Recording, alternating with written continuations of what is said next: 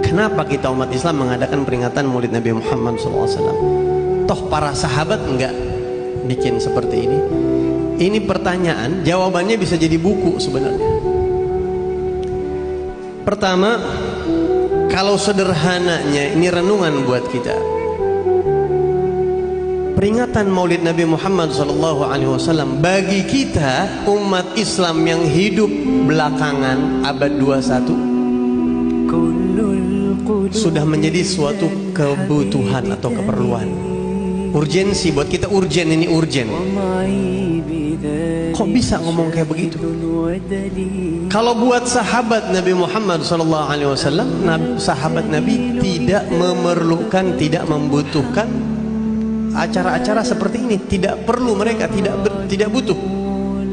Kalau kita sekarang butuh, perlu. Kenapa bisa begitu? Saya tanya, antum baca Quran perlu belajar tajwid apa enggak kira-kira? Sahabat Nabi perlu enggak? Enggak perlu. Sahabat Nabi udah umur 7 tahun udah jago bahasa Arab, bikin syair dia. Ya. Kita perlu belajar sejarah Nabi apa enggak? Sahabat Nabi perlu enggak? Sahabat Nabi mereka ikut setiap episode. Setiap episode mata rantai sejarah Nabi mereka menyaksikan, hadir.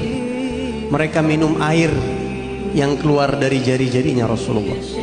Mereka menyaksikan dengan mata kepala mereka bulan terbelah dua. Mereka melihat batu, mendengar batu yang zikir di tangan Nabi Muhammad. Melihat pohon yang mengucap salam kepada Rasulullah. Mereka tidak memerlukan hal-hal seperti ini. Mereka tidak perlu belajar fikih. Mereka tidak perlu belajar tajwid. Tidak perlu belajar nahwu. Mereka tidak perlu baca buku sejarah Nabi Muhammad. Tapi kita zaman sekarang ini, umat kita, umat Islam sekarang, berapa persen dari kita yang di rumah punya buku sejarah Nabi Muhammad? Berapa yang baca? Berapa yang hafal? Berapa yang netes air mata rindu sama Nabi SAW?